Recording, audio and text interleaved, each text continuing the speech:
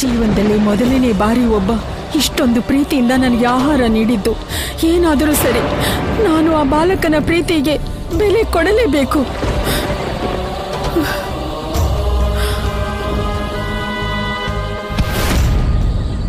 ಚಾಂಡಾಲಿನಿ, ನಿಂಗೆ ಎಷ್ಟು ಧೈರ್ಯ ಇದೆ ನಮ್ ಗೋಕುಲದೊಳಗೆ ಬರಕ್ಕೆ?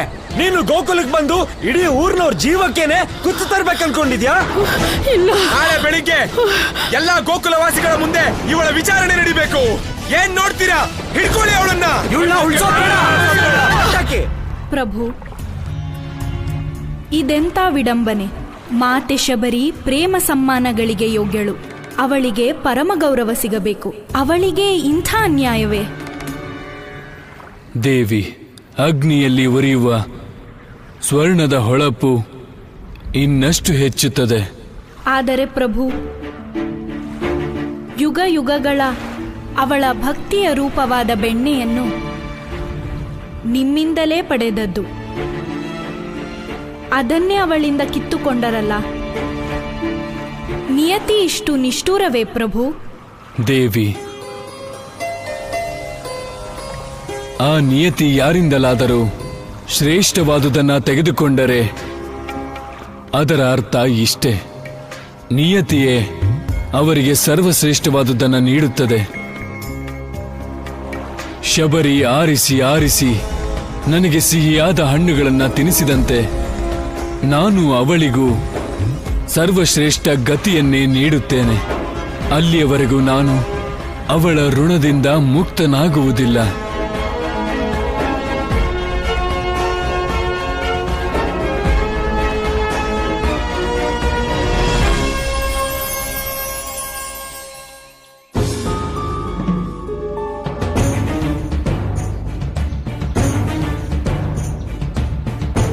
ನನಗೆ ನಿಮ್ಮೆಲ್ಲರ ಚಿಂತೆ ಅರ್ಥ ಆಗತ್ತೆ. ಆದ್ರೆ ಹೀಗೂ ಆಗಿರ್ಬೋದಲ್ಲ, ಈ ಸ್ತ್ರೀ ಗೋಕುಲಕ್ಕೆ ತಿಳಿದೇನೆ ಬಂದಿರಬಹುದು. ನಾವೆಲ್ಲ ನಿರಪರಾಧಿ ಸ್ತ್ರೀನ ಅಪರಾಧಿ ಅಂತ ಅನ್ಕೋತಾ ಇದೀವಿ. ನಂದಣ್ಣ, ಇಂಥ ಘೋರ ಅಪರಾಧಕ್ಕೆ ಒಂದೇ ಶಿಕ್ಷೆ ಇರೋದು, ಜೀವದಂಡ. ಅಂದ್ರೆ ಮರಣದಂಡನೆ. ಹೌದು,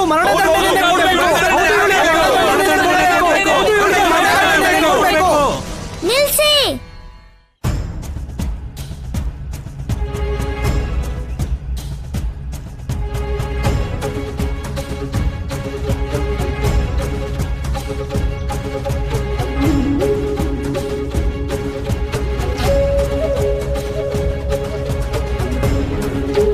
ಅಪ್ಪ, ನಾವ್ ಯಾರಿಗಾರು ಜೀವ ಕೊಡಕ್ಕಾಗಲ್ಲ ಅಂದ್ಮೇಲೆ ಮರಣದಂಡನ ಕೊಡಕ್ಕೆ ಅಧಿಕಾರ ಏನಿದೆ? ಜೀವದ ಬದಲಿಗೆ ಮೃತ್ಯು. ಹಾಗ್ ಮಾಡೋರು ರಾಕ್ಷಸರು. ಮನುಷ್ಯರು ಅಂದ್ರೆ ಯಾರಂದ್ರೆ ತಪ್ಪನ್ನ ಕ್ಷಮಿಸೋರು ಅಲ್ವಾ ಅಪ್ಪ? ಆಯ್ತು ಕೃಷ್ಣ, ನಾವು ಈ ಚಾಂಡಾಲಿನಿಗೆ ಮರಣದಂಡನೆ ಕೊಡೋದಿಲ್ಲ. ಆದ್ರೆ ಅವಳು ಮಾಡಿರೋ ತಪ್ಪಿಗೆ ಶಿಕ್ಷೆ ಆಗ್ಲೇಬೇಕು ಕೃಷ್ಣ. ಯಾರಾದ್ರೂ ತಪ್ಪು ಮಾಡಿದ್ರೆ ಅವ್ರಿಗೆ ಶಿಕ್ಷೆ ಖಂಡಿತ ಆಗ್ಲೇಬೇಕು. ಆದ್ರೆ ದಾಮು ಚಿಕ್ಕಪ್ಪ, ನೀವೇ ಹೇಳಿ, ಊಟ ಮಾಡೋದು ಅಪರಾಧನ?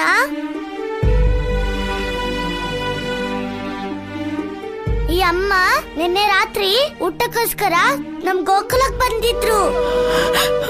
ಆಗ ನಾನೇ ಇವ್ರಿಗೆ ಬೆಣ್ಣೆನೂ ಕೊಟ್ಟಿದ್ದು.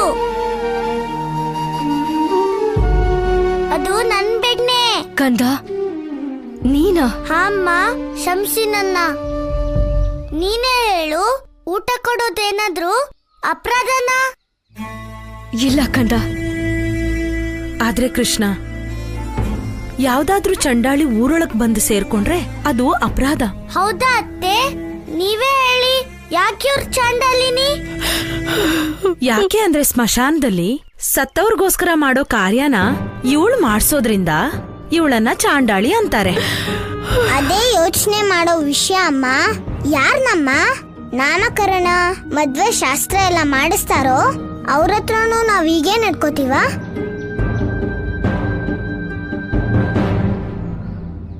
ಇಲ್ವಲ್ಲ ಅತ್ತೆ, ಮತ್ ನಾವ್ಯಾಕೆ ಅವ್ರ ಜೊತೆ ಹೀಗ್ ನಡ್ಕೋತಾ ಇದೀವಿ? ನಾವು ಸ್ವರ್ಗಕ್ಕೆ ಹೋಗೋದಿಕ್ಕೆ ಸಹಾಯ ಮಾಡೋರಿಗೆ.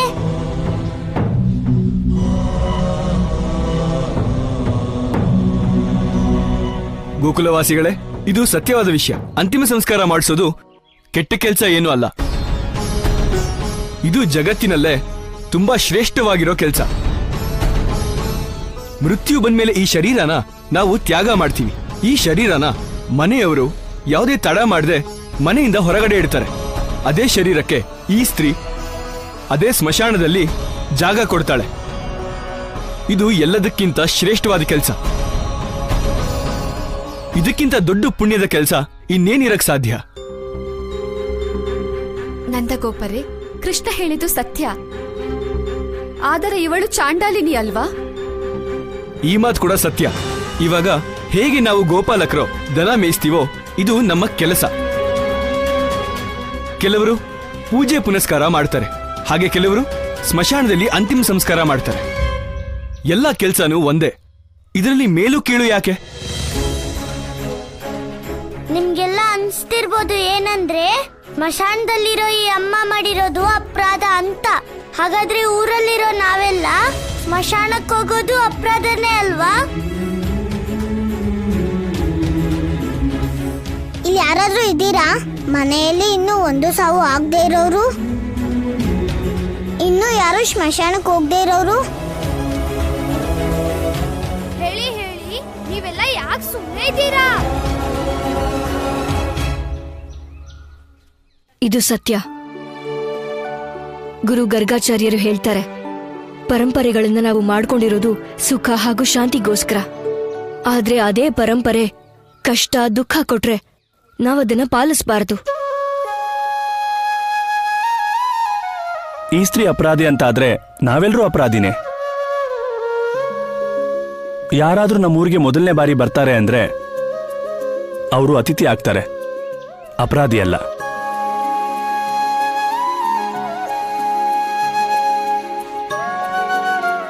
ಅಮ್ಮ, ಗೋಕುಲದವ್ರ ಪರವಾಗಿ ನಾನ್ ಕ್ಷಮೆ ಕೇಳ್ತೀನಿ.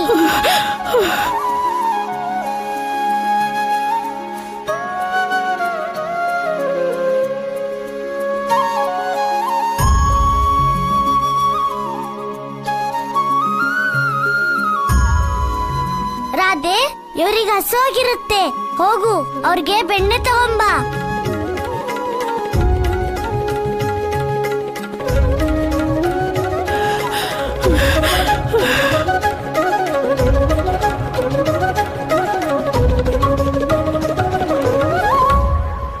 ನಾರಾಯಣ ನಾರಾಯಣ. ಪ್ರಭು, ರಾಮಾವತಾರದಲ್ಲಿ ನೀವು ಶಬರಿ ಕಚ್ಚಿದ ಹಣ್ಣನ್ನು ತಿಂದು ಸಮಾಜದಲ್ಲಿ ಮನ್ನಣೆ ಕೊಡಿಸಿದಿರಿ. ಈಗ ಪರಮಾವತಾರದಲ್ಲಿ ಒಬ್ಬ ಚಾಂಡಾಲಿನಿಯ ಕೆಲಸವನ್ನು ನೀವು ಬೆಂಬಲಿಸಿದ್ದೀರಿ. ಈ ಮೂಲಕ ಜಗತ್ತಿನ ಎಲ್ಲ ಕಾರ್ಯಗಳು ಸಮಾನವೆಂದು ನೀವು ತಿಳಿಸಿದಿರಿ ಪ್ರಭು. ನಿಮ್ಮ ಲೀಲೆ ಅಪಾರ ಪ್ರಭು, ಅಪಾರ. ಆಸಕ್ತೋ ಹಿ ಆಚರಣ್ ಕರ್ಮ್ ಪರಂ ಆಪ್ನೋತಿ ಪುರುಷ. ಮನುಷ್ಯನಾದವನು ಯಾವುದೇ ಕಾರ್ಯವನ್ನು ಫಲಾಪೇಕ್ಷೆ ಇಲ್ಲದೆ ಮಾಡಿದರೆ ಅವನು ಆ ಕಾರ್ಯದ ಮೂಲಕ ನನ್ನನ್ನೇ ಹೊಂದುತ್ತಾನೆ ದೇವರ್ಷಿ. ನಾರಾಯಣ ನಾರಾಯಣ. ತಗೊಳ್ಳಿ ಅಮ್ಮ, ಹೊಟ್ಟೆ ತುಂಬಾ ತಿನ್ನಿ. ಯಾಕಂದ್ರೆ ನಮ್ಮ ಅಮ್ಮ ತುಂಬಾನೇ ರುಚಿಯಾಗಿರೋ ಬೆಣ್ಣೆ ಮಾಡ್ತಾಳೆ.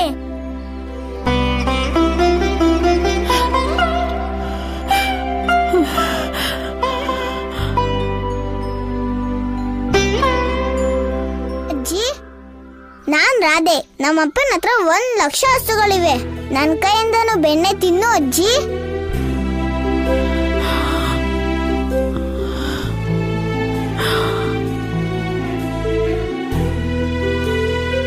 ಪ್ರಭು, ರಾಮ ಅವತಾರದಲ್ಲಿ ನಾನಿದ್ದೆ. ನನ್ನ ಪ್ರೇಮ ಮತ್ತು ಚಿಂತೆಯಲ್ಲಿ ನೀವು ಶಬರಿಗೆ ಅವಳ ಭಕ್ತಿಯ ಪ್ರತಿಫಲ ನೀಡಲು ಮರೆತಿರಿ. ಇಂದು ನನ್ನ ಕೈಯಾರೆ ಬೆಣ್ಣೆ ತಿನ್ನಿಸುತ್ತಿರುವಾಗ ನಾನು ಅಪರಾಧದಿಂದ ಮುಕ್ತವಾದ ಭಾವನೆ ಮೂಡುತ್ತಿದೆ ಪ್ರಭು. ದೇವಿ, ನೀನು ಅವಶ್ಯವಾಗಿ ಅಪರಾಧಿ ಪ್ರಜ್ಞೆಯನ್ನು ಹೊಂದಿರಬಹುದು. ಆದರೆ ನೆನಪಿರಲಿ, ನನ್ನ ಪರಮ ಭಕ್ತಿ ಶಬರಿಗೆ ಪರಮಧಾಮದ ಪ್ರಾಪ್ತಿಯಾಗುವ ತನಕ ನಾನು ಅವಳಿಂದ ಋಣಮುಕ್ತನಾಗಲು ಸಾಧ್ಯವಿಲ್ಲ. ಅಮ್ಮ, ನೀವು ಊಟ ಮಾಡ್ಬೇಕಂದ್ರೆ ಬೇರೆಯವ್ರ ಮೃತ್ಯುಗೋಸ್ಕರ ಯಾಕೆ ಕಾಯ್ಬೇಕು? ಹೌದು ಅಜ್ಜಿ, ನಾನು ಇದೇ ಅನ್ಕೋತಿದ್ದೆ. ನೀವು ಬೇರೆ ಕೆಲಸ ಯಾಕೆ ಮಾಡ್ಬಾರ್ದು? ಏನ್ ಕೆಲಸ ಮಾಡ್ಲಿ? ಮಶಾಣದ್ ಕೆಲಸ ಬಿಟ್ಟು ನಂಗೆ ಬೇರೇನು ಗೊತ್ತಿಲ್ಲ. ಅಮ್ಮ ಹೇಳ್ತಾಳೆ, ನಾವು ಹುಡುಕ್ತಿರೋದು ನಮ್ಮ ಅಕ್ಕಪಕ್ಕನೇ ಇರುತ್ತೆ. ನಾವು ಬದುಕೋದಿಕ್ಕೆ ಕೆಲಸ ಮಾಡ್ಲೇಬೇಕು ಅನ್ಕೊಂಡ್ರೆ ದೇವರು ಕೂಡ ನಮ್ಗೆ ಸಹಾಯ ಮಾಡ್ತಾನೆ. ನಿನ್ ತಾಯಿ ಹೇಳಿದ್ದು ಸತ್ಯ ಮಗು. ನಿನ್ ಮಾತನ್ನ ನಾನು ನೆನ್ಪಿಟ್ಕೋತೀನಿ. ಆದ್ರೆ ನಾನಿನ್ನು ಹೊರಡ್ಬೇಕು. ಅಮ್ಮ ಅಮ್ಮ, ನೀವೀ ಬೆಣ್ಣೆ ತಗೊಂಡೋಗಿ, ಆಗ ನನ್ನ ಮಾತನ್ನ ಯಾವತ್ತೂ ಮರೆಯೋದಿಲ್ಲ.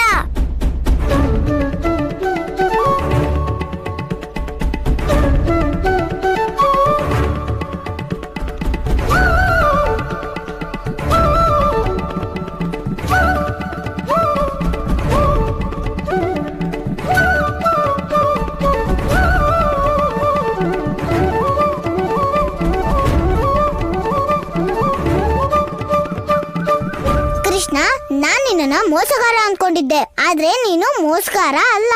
ನೀನು ತುಂಬಾ ಜಾಣ. ಆದ್ರೆ ನನಗ್ ಒಂದ್ ವಿಷಯ ತಿಳಿತಾನೆ ಇಲ್ಲ, ನೀನ್ ಎಷ್ಟು ದೊಡ್ಡ ಜಾಣ ಆಗಿದ್ದು ಹೇಗಪ್ಪ ಅಂತ. ಗೋಪಿಕೆ, ಬುದ್ಧಿ ಹೆಚ್ಚಾಗೋದು ಬೇರೆಯವ್ರ ಮಾತು ಕೇಳೋದ್ರಿಂದ. ಆದ್ರೆ ನೀನ್ ಯಾರ ಮಾತು ಕೂಡ ಕೇಳಲ್ಲ. ಹಾಗಾಗಿ ನೀನು ಬುದ್ಧಿವಂತೆ ಅಂತ ಯೋಚಿಸೋದನ್ನ ಬಿಡು. ಯಾಕಂದ್ರೆ ನಿನ್ನ ಹತ್ರ ಬುದ್ಧಿ ಬರೋದೇ ಇಲ್ಲ. ಕೃಷ್ಣ, ನಾನ್ ರಾಧೆ. ನಾನ್ ನಿಂಗೆ ಸರಿಯಾಗಿ ಪಾಠ ಕಲಿಸ್ತೀನಿ.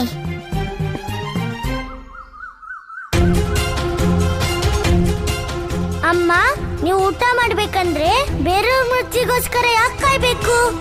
ನಾವು ಬದುಕೋದಿಕ್ಕೆ ಕೆಲಸ ಮಾಡ್ಲೇಬೇಕು ಅನ್ಕೊಂಡ್ರೆ ದೇವರು ಕೂಡ ನಮ್ಗೆ ಸಹಾಯ ಮಾಡ್ತಾನೆ.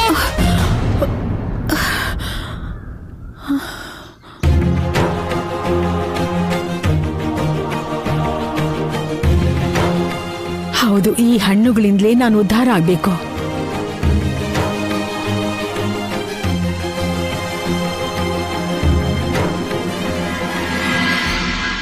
ಅರೆ, ಹಣ್ಣು ಬೇಕೇ? ಹಣ್ಣು, ಸಿಹಿ ಸಿಹಿ ರಸ ತುಂಬಿದ ಹಣ್ಣು ನೋಡಿ, ತುಂಬಾ ಸಿಹಿಯಾಗಿದೆ, ತಗೊಳ್ಳಿ. ಏ ಮಗು, ನಿನಗ್ ಬೇಕೇ? ನೋಡು, ತುಂಬಾ ಸಿಹಿಯಾಗಿದೆ. ಯಾರಿಗಾದ್ರೂ ಬೇಕೇ? ತುಂಬಾ ಸಿಹಿ ಸಿಹಿಯಾದ ಹಣ್ಣು, ತಗೊಳ್ಳಿ. ನಡಿಯಲಿಂದ ಚಂಡಾಳಿ.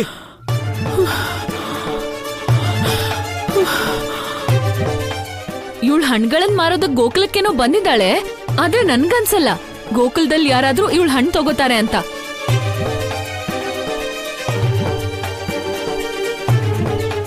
ತೊಲಗೋ ಇಲ್ಲಿಂದ ಪಿಶಾಚಿ. ಹಣ್ಣು ಬೇಕೇ? ಹಣ್ಣು, ಸಿಹಿ ಸಿಹಿ ಹಣ್ಣು. ಏಯ್, ನಡಿ ಇಲ್ಲಿಂದ. ನಮ್ ಕೃಷ್ಣ ಏನೋ ಸಲ್ಗೆ ಕೊಟ್ಟ ಅಂತ ಇವಳು ತಲೆ ಮೇಲೆ ಹತ್ ಕೂತಿದ್ದಾಳೆ.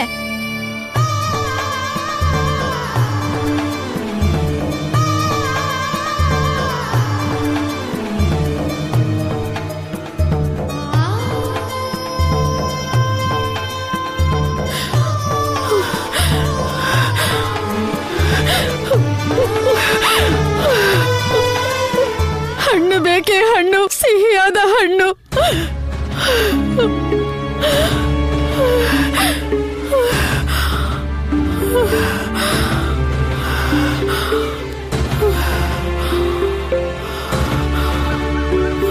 ಅಜ್ಜಿ, ನಾವೆಲ್ಲ ಕೃಷ್ಣನ್ ಗೆಳೆಯರು.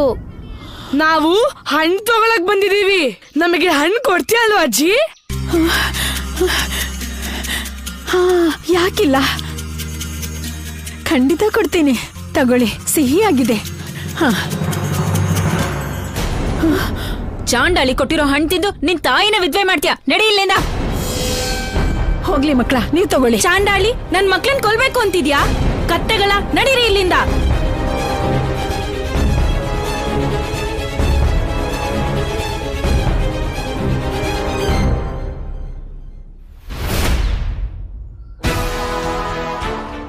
ಚಂಡಾಲಿನಿ, ನೀನ್ ಅರ್ಥ ಮಾಡ್ಕೋ. ನಿಂಗೆ ಗೋಕುಲಕ್ ಬರಕ್ ಬಿಟ್ಟಿದೀವಿ, ಹಾಗಂತ ಹಣ್ಣು ಮಾರ್ಬೋದು ಅಂತಲ್ಲ. ಏ ಚಂಡಾಳಿ, ನೀನ್ ಮಥುರೆಗೆ ಹೋಗಿ ಯಾಕೆ ಸಾಯಲ್ಲ? ಕಂಸನ ಪಾಪ ಕೂಪಕ್ಕೆ ಅಲ್ಲಿ ನಿನ್ನೆ ಈ ಅನಿಷ್ಟ ಹಣ್ಣುಗಳು ಮಾರಾಟ ಆಗ್ಬೋದು.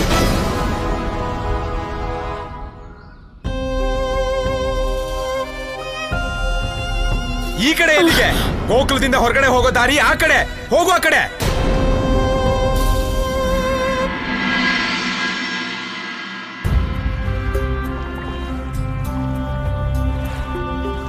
ಪ್ರಭು, ಕೃಷ್ಣ ಅಷ್ಟು ಹೇಳಿದ ಮೇಲೂ ಶಬರಿಗೆ ಇಂಥ ಅಪಹಾಸ್ಯ, ಇಂತಹ ಅವಮಾನ. ದೇವಿ, ಸತ್ಯವನ್ನು ತಿಳಿದ ಮೇಲೂ ಅನೇಕ ಬಾರಿ ಮನುಷ್ಯ ತನ್ನ ಅಭ್ಯಾಸ ಗುಣಗಳನ್ನ ಮರೆಯುವುದಿಲ್ಲ. ಏಕೆಂದರೆ ಕೆಟ್ಟ ಗುಣ ಒಂದೇ ಕ್ಷಣದಲ್ಲಿ ನಾಶವಾಗದು. ಸತ್ಯ ಮತ್ತು ಜ್ಞಾನವನ್ನು ಪಡೆದುಕೊಳ್ಳಲು ಸಮಯವಾಗುತ್ತದೆ. ಕೆಟ್ಟ ಗುಣಕ್ಕೆ ಸೋಲು ನಿಶ್ಚಿತ. 997, 998, 999 ಮತ್ತೆ 1000. ಅಯ್ಯಯ್ಯೋ ಕೃಷ್ಣ, ನಿಲ್ಸ್ಬೇಡ, ಇನ್ನೂ ಬಲ ಹಾಕು. ಇನ್ನು ಆ ರಾಕ್ಷಸ ಉತ್ಕಚಂಗ್ ಹೊಡಿಯಕ್ಕೆ ನಿಂಗೂ ಒಂದು ಅವಕಾಶ ಕೊಟ್ಟೇ ಕೊಡ್ತೀನಿ. ಸಾಕು ಅಣ್ಣ, ಸಾಕು. ಅಣ್ಣ, ಈ ತಂಟೆಕೋರ ಗೊಲ್ಲನ್ಗೆ ಸುಸ್ತಾಗೋ ತರ ವ್ಯಾಯಾಮ ಮಾಡಿಸ್ದೆ ಕಳಿಸ್ಬೇಡ. ರಾಧೆ, ನೀನ್ ಸರಿಯಾಗೇ ಹೇಳ್ತಿದ್ಯಾ. ಕೃಷ್ಣನ್ನ ಅಖಾಡಕ್ಕೆ ಕರ್ಕೊಂಡು ಹೋಗೋಣ. ನಡಿ ಕೃಷ್ಣ. ಇಲ್ಲ ಅಣ್ಣ.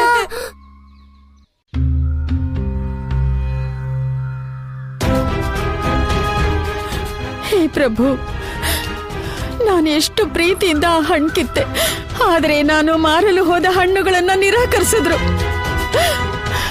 ಪ್ರಭು, ನೀನಾದ್ರೂ ಸ್ವೀಕರಿಸು. ನನ್ನ ಪ್ರೀತಿ, ನನ್ನ ಭಕ್ತಿಯನ್ನು ಸ್ವೀಕರಿಸು ಪ್ರಭು.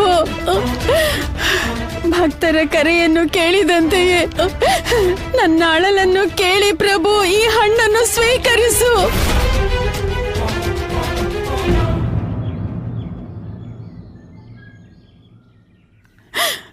ನನ್ನ ದುಃಖ ದೂರ ಮಾಡು. ಈ ಅಭಾಗಿನಿ ನೀಡುವ ಹಣ್ಣು ಸ್ವೀಕರಿಸು.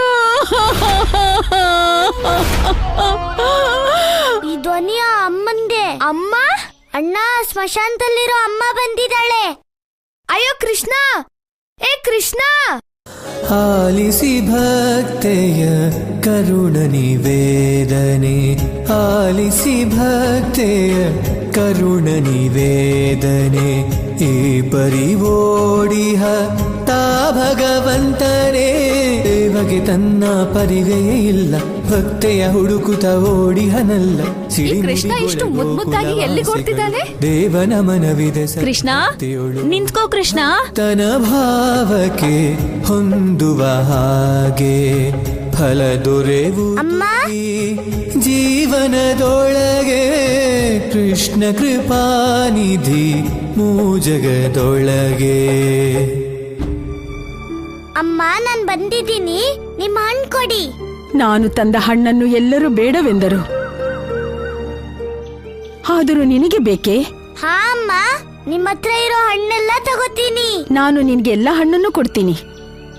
ನೀನದಕ್ಕೆ ಏನ್ ಬೆಲೆ ಕೊಡುವೆ? ಬೆಲೆನಾ? ಹಾಗಂದ್ರೆ ಏನಮ್ಮ? ಅಂದ್ರೆ ಒಂದು ವಸ್ತುವಿನ ಬದಲು ಇನ್ನೊಂದು ವಸ್ತು ಕೊಡೋದು, ಅದನ್ನೇ ಬೆಲೆ ಅನ್ನೋದು. ಆದ್ರೆ ಅಮ್ಮ, ನನ್ಗೆ ಅಮ್ಮ ಯಾವಾಗ್ಲೂ ಬೆಣ್ಣೆ ತಿನ್ಸ್ತಾಳೆ, ಆದ್ರೆ ಅದಕ್ಕೆ ಅಮ್ಮ ಯಾವ ಬೆಲೆನೂ ಕೇಳೋದಿಲ್ಲ. ನಿನ್ನಿಂದ ಯಾರು ಏನೂ ಕೇಳೋದಿಲ್ಲ, ಆದ್ರೆ ನೀನು ಎಲ್ಲರ ಬೇಡಿಕೆಯನ್ನ ಈಡೇರಿಸ್ತೀಯ ನಿನ್ನ ಪ್ರೀತಿ ವಾತ್ಸಲ್ಯದಿಂದ. ಮತ್ತೆ ನೀನು ನನ್ನ ಬೇಡಿಕೆಯನ್ನು ಈಡೇರಿಸುವುದಿಲ್ಲವೇ?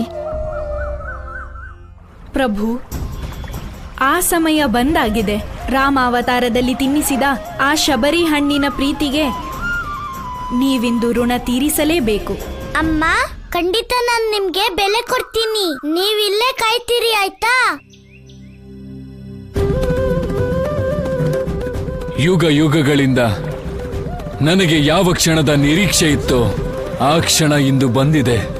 ಇಂದು ನಾನು ನನ್ನ ಪರಮ ಭಕ್ತಿ ಶಬರಿಯ ಜನ್ಮ ಜನ್ಮಾಂತರದ ಭಕ್ತಿಯ ಮೌಲ್ಯ ಸಲ್ಲಿಸಲೇಬೇಕು.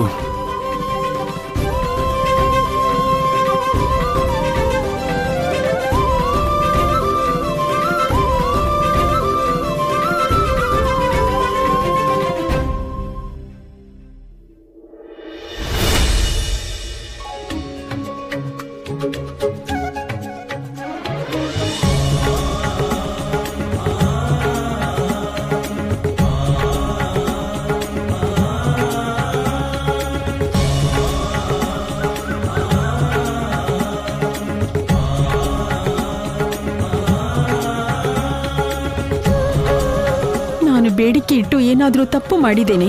ಅವನೇನಾದರೂ ಮರಳಿ ಬರದೇ ಇದ್ದರೆ, ನನ್ನನ್ನು ಮರೆತು ಬಿಟ್ಟರೆ? ಇಲ್ಲ ಇಲ್ಲ, ಅವನು ನನ್ನನ್ನು ಮರೆಯೋದಿಲ್ಲ. ಅಮ್ಮ,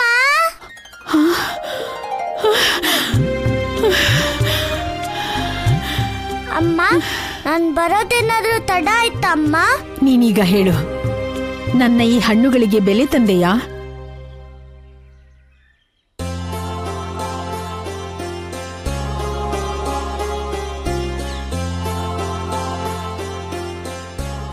ಈ ಹಣ್ಣುಗಳ ಬದಲು ಏನನ್ನು ತಂದೆ? ಬರೀ ಒಂದೇ ಒಂದು ಭತ್ತಾನ?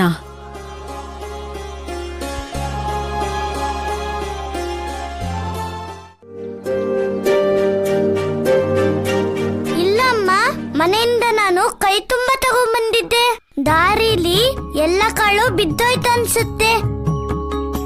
ಈಗ ಇದೊಂದೇ ಕಾಳು ಉಳ್ತಿದೆ. ಇದ್ರ ಬದಲಾಗಿ ನೀವು ನನ್ಗೆ ಹಣ್ಣು ಕೊಡೋದಿಲ್ವಾ ಅಮ್ಮ?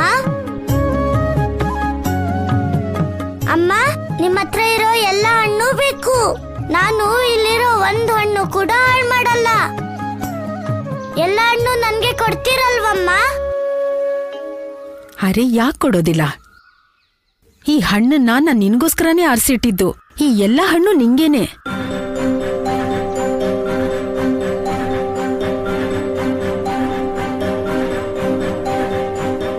ಎಲ್ಲ ಹಣ್ಣು ನನ್ಗೆ ಕೊಡಿ ಮತ್ತೆ.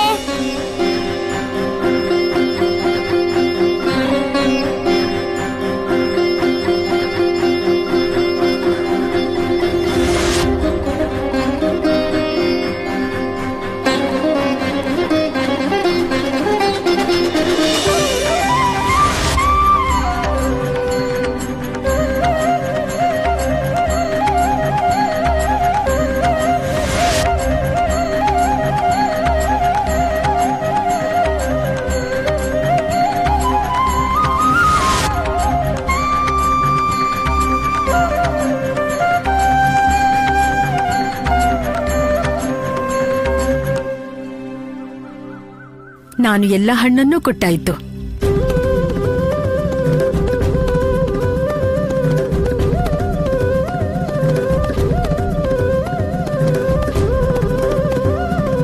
ಮತ್ತೆ ನನಗೇನ್ ಬೇಕೋ ಅದು ಸಿಕ್ತು.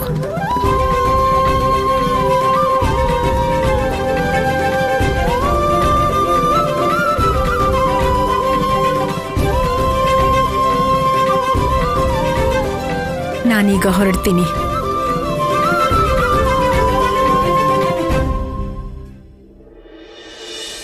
ಪ್ರಭು, ಇಂದು ಯುಗಗಳ ಪ್ರತೀಕ್ಷೆಯ ನಂತರ ಶಬರಿಗೆ ತನ್ನ ಭಕ್ತಿಯ ಮೌಲ್ಯ ಪ್ರಾಪ್ತಿಯಾಯಿತು.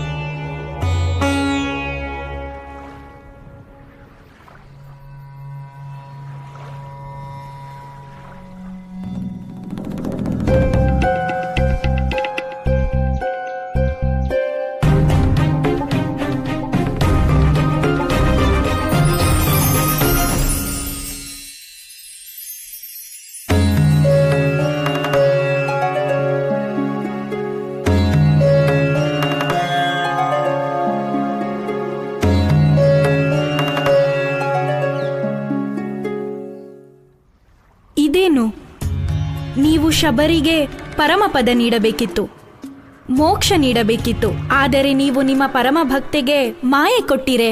ಇದಾವ ಮಾಯೆಯೂ ಅಲ್ಲ ದೇವಿ, ಬದಲಾಗಿ ಶಬರಿಯ ಅಂತಿಮ ಪರೀಕ್ಷೆಯಾಗಿದೆ. ಯಾವ ಮನುಷ್ಯನಾದರೂ ಅವನ ಹೃದಯದಲ್ಲಿ ಸ್ವಲ್ಪ ಮಾಯೆಯ ಶೇಷ ಉಳಿದಿದ್ದರೂ ಅವನಿಗೆ ಮೋಕ್ಷ ಸಿಗುವುದಿಲ್ಲ. ಈಗ ನೋಡಬೇಕಿದೆ ಶಬರಿಯ ಆಯ್ಕೆ ಏನೆಂದು. ಮಾಯೆಯೋ ಮೋಕ್ಷವೋ? ಪ್ರಭು, ನಾನ್ ನಿನ್ನಲ್ಲಿ ಶರಣಾಗಲು ಬಂದವಳು. ನನಗೆ ಮಾಯೆ ನೀಡಿದ್ದೇಕೆ? ನನಗ್ ಬೇಡ ಈ ಹೊಳಿತಾರೋ ಚಿನ್ನ. ಇದನ್ನ ನಾನೇನ್ ಮಾಡ್ಲಿ? ನಿನ್ನ ಮಾಯೆ ನಿನಗೆ ಅರ್ಪಣೆ ಪ್ರಭು. ನನಗೆ ಬೇಡ ಈ ಮಾಯೆ, ನನಗೆ ಬೇಡ ಈ ಚಿನ್ನದ ಭತ್ತದ ಕಾಳು. ನನಗೆ ಕೇವಲ ನಿನ್ನ ಚರಣಗಳು ಸಾಕು ಪ್ರಭು. ನಿನ್ನ ಚರಣಗಳು ಬೇಕು ಪ್ರಭು.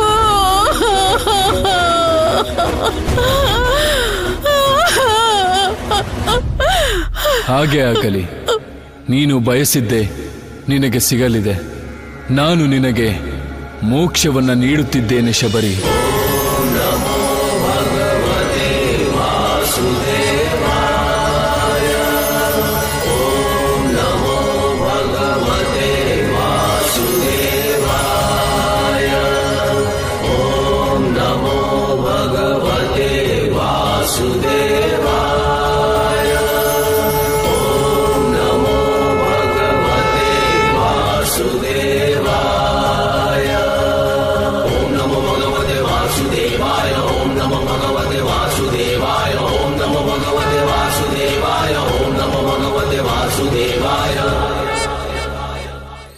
ತೊರೆಯುವುದೇ ವ್ಯಾಮೋಹ ಮಾಯೆಯ ಮೋಕ್ಷವ ಪಡೆಯುವ ಸುಲಭ ಉಪಾಯ. ಮುಕ್ತಿ ಮಾರ್ಗವಿದು ಕಷ್ಟವೇ ಅಲ್ಲ, ಭಕ್ತಿಗೆ ಹರಿಯೊಲಿವನು ಭಯಸಲ್ಲ. ಬಿಡದೆ ಜಪಿಸಿದರೆ ಶ್ರೀಹರಿನಾಮ, ಪಡೆಯುವ ನಾಥನೆ ಶ್ರೀಹರಿಧಾಮ.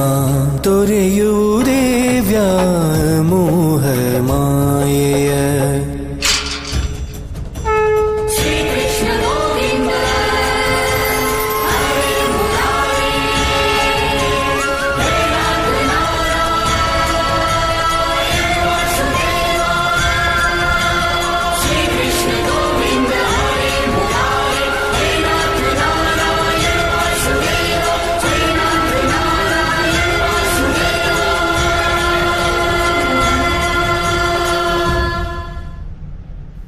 ದೇವಿ, ಈ ಜಗತ್ತಿನಲ್ಲಿ ಯಾವುದೇ ಮನುಷ್ಯ ತನ್ನ ಸಂಸಾರಿಕ ಕಾರ್ಯ ಮಾಡುವಾಗ ಅವನು ಕಾಮ, ಕ್ರೋಧ, ಲೋಭ, ಮಾಯೆ ಮತ್ತು ಅಹಂಕಾರದಿಂದ ವಿರಕ್ತನಾಗಿದ್ದರೆ ಆಗ ಅವನು ಮೋಕ್ಷದ ಪಾಲುದಾರನಾಗಿರುತ್ತಾನೆ.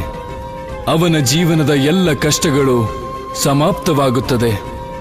ಆದರೆ ಅವನು ಸಂಸಾರಿಕ ಬಂಧನದಲ್ಲಿದ್ದಾಗ ಅವನ ಜೀವನದಲ್ಲಿ ಕೇವಲ ಸುಖವಿರುತ್ತದೆ.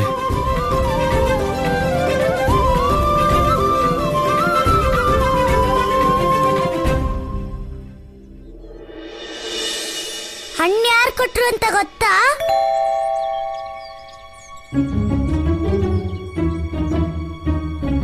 ಸ್ಮಶಾನದಲ್ಲಿರೋ ಆ ಅಮ್ಮ. ನಾನು ಅವರಿಂದ ಎಲ್ಲ ಹಣ್ಣು ತಗೊಂಡೆ.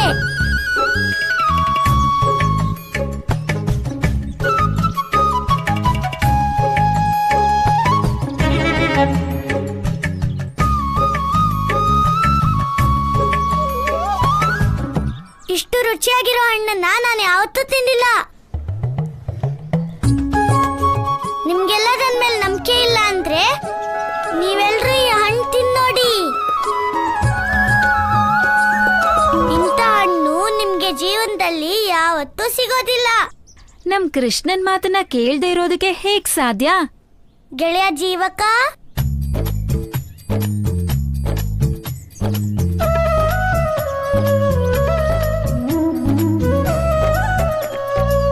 ಗೋಪಿಕೆ, ಇಂಥ ಹಣ್ಣು ನಿನ್ ಬರ್ಸಾಂದಲ್ಲೂ ಸಿಗಲ್ವೇನೋ. ಒಂದ್ಸಲ ತಿನ್ನೋಡು, ಆಮೇಲೆ ಕೃಷ್ಣ ನನ್ ಕೊಡ್ಲಿಲ್ಲ ಅಂತ ಮಾತ್ರ ಹೇಳ್ಬೇಡ.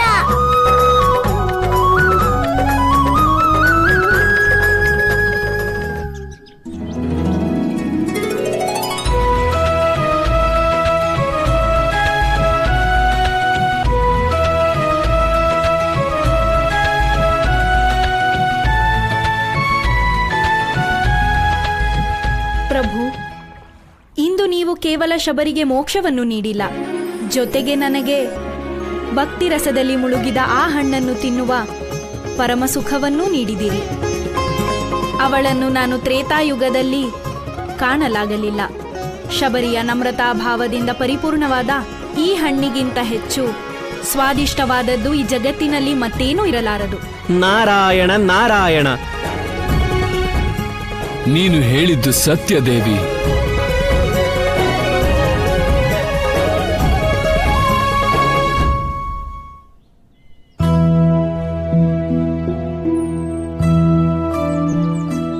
ಉತ್ಕಚನ್ ಬಗ್ಗೆ ಮರ್ತೇ ಬಿಟ್ಟಿದ್ದೆ. ಬೇಗ ನಾನು ಅಣ್ಣನ್ ಕರ್ಕೊಂಡು ಯಮುನೆ ದಂಡೆಗೆ ಹೋಗ್ಬೇಕು.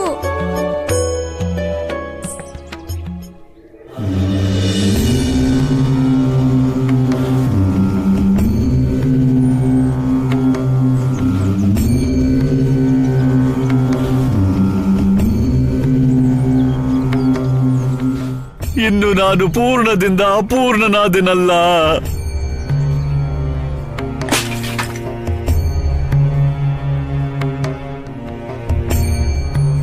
ಅಸ್ತಿ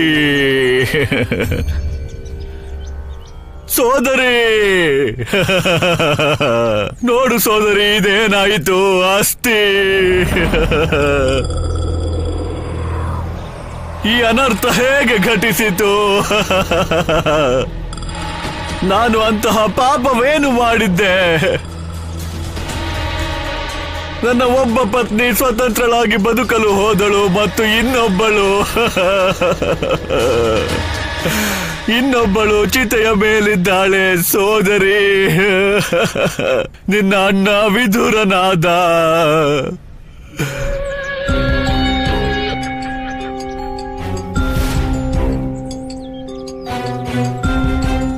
ನಿನ್ನ ಸೋದರನಿಗಾಗಿ ನಿನ್ನ ಕಣ್ಣಿನಲ್ಲಿ ಒಂದು ಹನಿ ನೀರಿಲ್ಲವೇ? ಸ್ವಲ್ಪವಾದರೂ ಅಳಬಾರದೆ? ನೀನು ನಿನ್ನ ಪತ್ನಿಯನ್ನಲ್ಲ, ನಿನ್ನ ಸೌಭಾಗ್ಯದ ಹತ್ಯೆ ಮಾಡಿರುವೆ ಕಂಸ. ನೀನು ಇಲ್ಲಿಯವರೆಗೂ ಜೀವಿಸಿದ್ದು ನಿನ್ನ ಪತ್ನಿಯರ ಒಳ್ಳೆಯ ಕಾರ್ಯಗಳಿಂದ. ನೀನು ನಿನ್ನ ದೌರ್ಭಾಗ್ಯಕ್ಕೆ ಸ್ವತಃ ಜನ್ಮ ನೀಡಿರುವೆ ಕಂಸ. ಇವಳ ಹತ್ಯೆ ನಾನು ಮಾಡಲಿಲ್ಲ. ಇವಳ ಮೃತ್ಯುವಿನ ಕಾರಣ ನೀನು ಮತ್ತು ನಿನ್ನ ಪತಿ. ಹೇ ಪಾಪಿ ಕಂಸ, ನಿನ್ನ ಅಪರಾಧಗಳನ್ನು ನಮ್ಮ ಮೇಲೆ ಹೊರಿಸಲು ಪ್ರಯಾಸ ಮಾಡಬೇಡ. ಭಾವನವರೇ, ಕ್ರೋಧವು ಪಾಪದ ಬೇರಿದ್ದಂತೆ. ಭಾವನವರೇ, ಹೇಗೆ ನಾನು ನನ್ನ ಪತ್ನಿಗಾಗಿ ಅಳುತ್ತಿರುವೆನೋ ಹಾಗೆ ನೀನು ನಿನ್ನ ಪತ್ನಿಗಾಗಿ.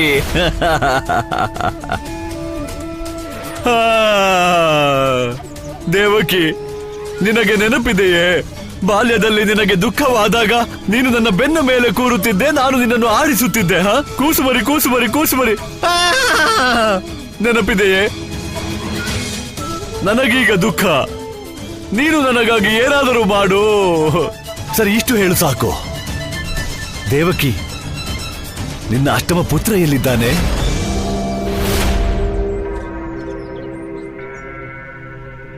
ದೇವಕಿ,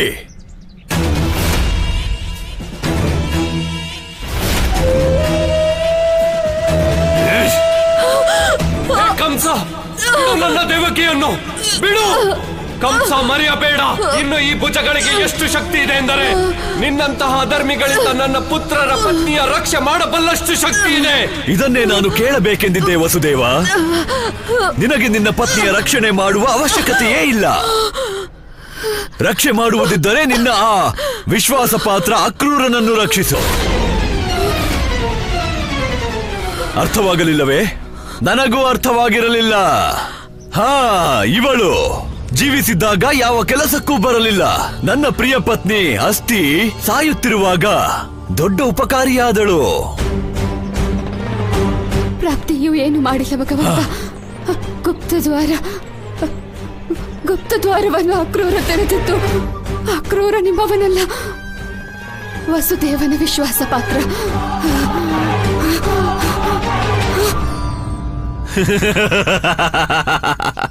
ಅಕ್ರೂರ, ನಿನ್ನ ವಿಶ್ವಾಸ ಪಾತ್ರ ಅಕ್ರೂರ. ಅವನಿಗೂ ಮುಕ್ತಿ ದೊರೆಯಲಿದೆ. ಹೀಗೆಯೇ ಜೀವನ್ಮುಕ್ತಿ. ಈಗಲೂ ಕೂಡ ನಿನ್ನ ಭುಜಗಳಲ್ಲಿ ಶಕ್ತಿ ಇದ್ದರೆ ಕಾಪಾಡಿಕೋ ನಿನ್ನ ಅಕ್ರೂರನನ್ನು. ಸೋದರಿ,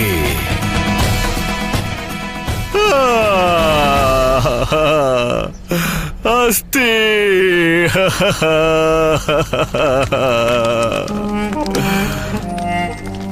ಕಂಸನಿಂದಲೇ ಮುಕ್ತಿ, ಕಂಸನಿಂದಲೇ ಸದ್ಗತಿ.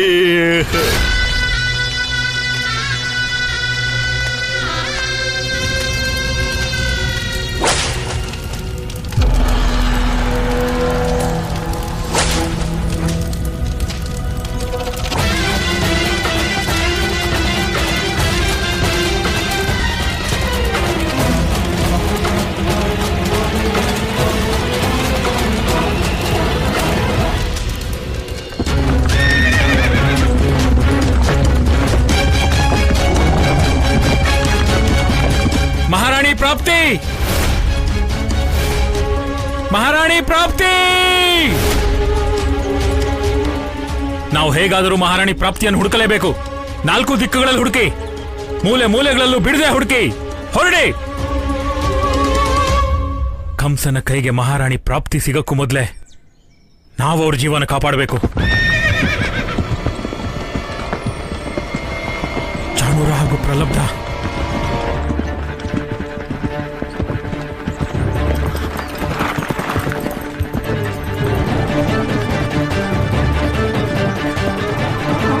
ಇಲ್ಲಿದ್ದಾನೆ ಆ ನಂಬಿಕೆ ದ್ರೋಹಿ.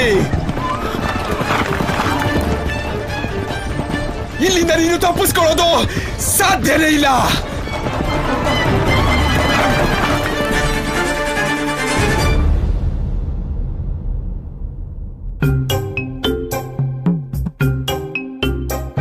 ಅಣ್ಣ ಏನ್ ಮಾಡ್ತಿದ್ಯಾ? ಗದಾಮರ್ದನ.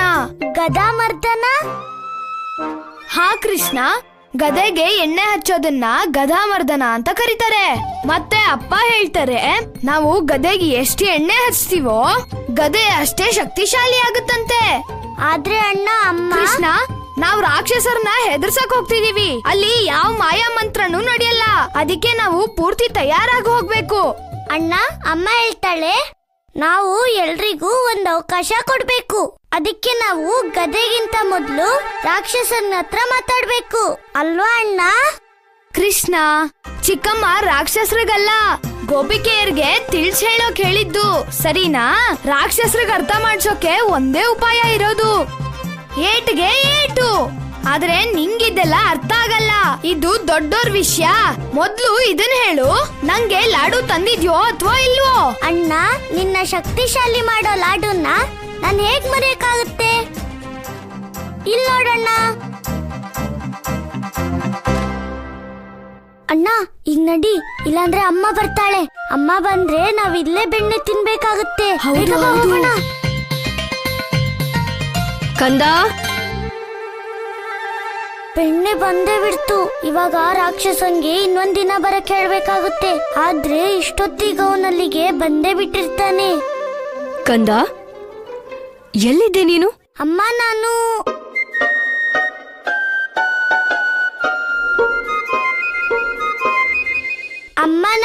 ಅಣ್ಣನ್ ಜೊತೆ ಹೊರಗಡೆ ವ್ಯಾಯಾಮ ಮಾಡಕ್ ಹೋಗ್ತಿದ್ದೆ. ಕಂದ, ವ್ಯಾಯಾಮ ಮಾಡೋದಕ್ಕೆ ನಿನಗಿನ್ನು ಚಿಕ್ಕ ವಯಸ್ಸು. ಈಗ ನಿಂದು ಬೆಣ್ಣೆ ತಿನ್ನೋ ವಯಸ್ಸು. ಬಾ, ಬೆಣ್ಣೆ ತಿನ್ನು. ಅಮ್ಮ, ನನ್ಗೆ ಬೇರೆ ಏನೋ ಕೆಲ್ಸ ಇದೆ. ಬಾ ಅಣ್ಣ. ಕಂದ, ನೀನ್ ಬೆಣ್ಣೆ ತಿನ್ಲಿಲ್ಲ ಅಂದ್ರೆ ನೀನ್ ಹೇಗ್ ದೊಡ್ಡವನಾಗ್ತೀಯ ಹೇಳು? ಮತ್ತೆ ನೀನ್ ದೊಡ್ಡವನಾಗ್ಲಿಲ್ಲ ಅಂದ್ರೆ ನಿನ್ನ ಅಣ್ಣನ್ ಥರ ವ್ಯಾಯಾಮ ಹೇಗ್ ಮಾಡ್ತೀಯ? ಅಮ್ಮ, ನಾನು ಈಗ್ಲೇ ವ್ಯಾಯಾಮ ಮಾಡ್ತಿಲ್ಲ. ನಾನು ವ್ಯಾಯಾಮ ಸಂಜೆ ಹೊತ್ತಲ್ ಮಾಡ್ತೀನಿ. ಆಗ್ಲೇ ಬೆಣ್ಣೆನೂ ತಿಂತೀನಿ. ಸರಿನಾ?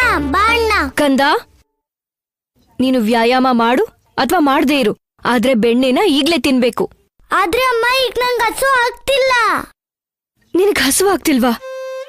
ಹಾಗಾದ್ರೆ ನಿನ್ನ ಆರೋಗ್ಯ ಸರಿ ಇಲ್ಲ ಅನ್ಸುತ್ತೆ. ಈಗ್ಲೇ ನಿನ್ನ ವೈದ್ಯರ ಹತ್ರ ಕರ್ಕೊಂಡು ಹೋಗ್ಬೇಕು. ಬೆಣ್ಣೆನ ಒಳಗಿಟ್ಟು ಬಂದು ಆಮೇಲೆ ನಿನ್ನ ವೈದ್ಯರ ಹತ್ರ ಕರ್ಕೊಂಡು ಹೋಗ್ತೀನಿ, ಸರಿನಾ?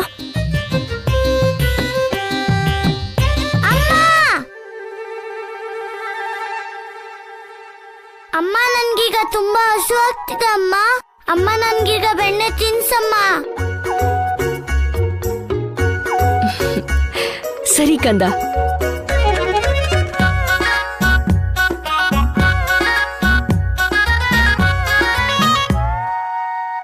ಅರೆ ಕೀರ್ತಿ, ರಾಧೆ ಎಲ್ಲಿದ್ದಾಳೆ? ನನಗೊಂದು ಆಸೆ ಇದೆ. ನೀವು ಬರ್ಸಾನಕ್ ಹೋಗೋಕ್ಕಿಂತ ಮೊದ್ಲು ನಾನು ರಾಧೆ ಮತ್ತೆ ಕೃಷ್ಣಂಗೆ ಒಟ್ಟಿಗೆ ಬೆಣ್ಣೆ ತಿನ್ಸ್ಬೇಕು. ಅವಳು ಕರೀತೀರಾ? ಹಾ, ನಾನು ಈಗ್ಲೇ ರಾಧೆ ಪುಟ್ಟಿನ ಕರ್ಕೊಂಬರ್ತೀನಿ.